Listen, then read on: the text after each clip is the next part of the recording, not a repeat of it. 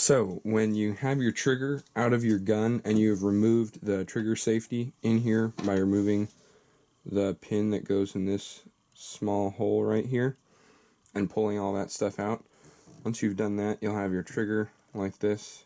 And to make this straight trigger, what you want to do is get a ruler and, hold the trigger how it would normally be sitting in the gun, and then line the ruler up with the center of this curve, and then just score a line down straight from there, and that's where you're going to cut the trigger off.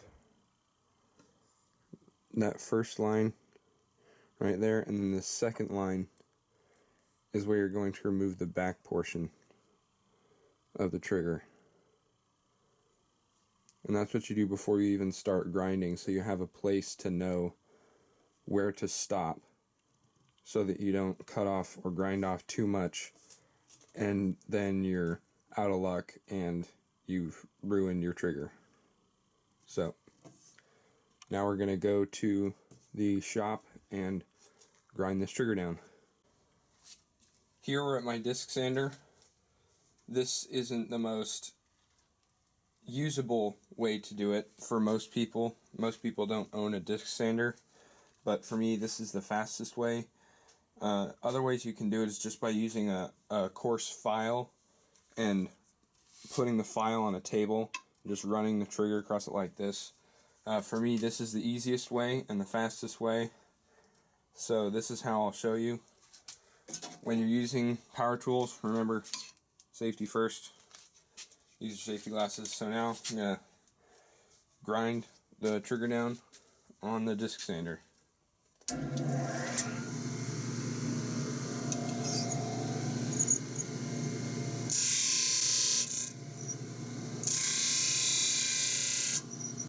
Something I forgot about, if you're using a power tool like this that runs really quick and creates a lot of heat, get a glass of water to cool down the part and do that every so often.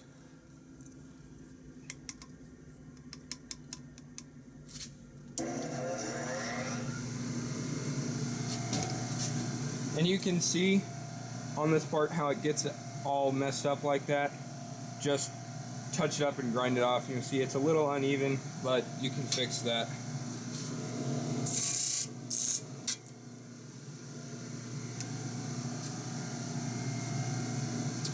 As you can see, we're getting fairly close to the shape we want. Just keep grinding until it looks good.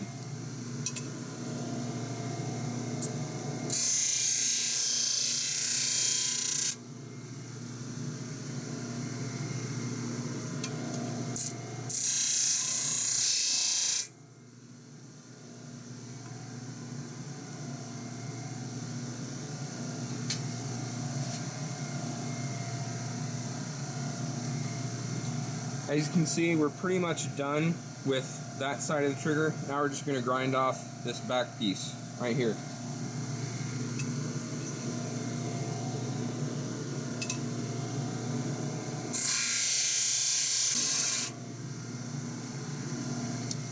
So we're done with the profile of the trigger, and now I'm just going to clean up the edges.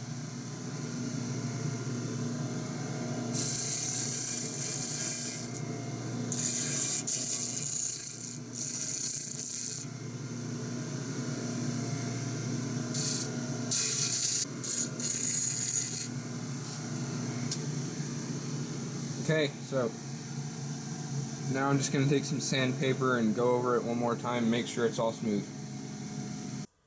So here is the completed trigger. I sanded down the edges just a little bit so that they could be more smooth.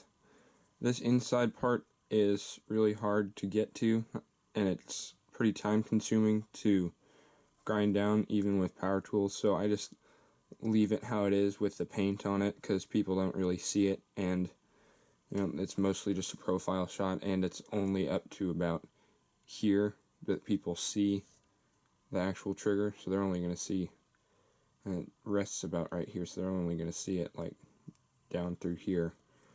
So if you decide to paint it, I would just mask this whole top part off like that and just paint that part. and then you'll be done. You just install it back in your gun, and you've got a nice looking trigger that you made yourself. Hope you enjoyed this. Check back for more videos. Thanks for watching.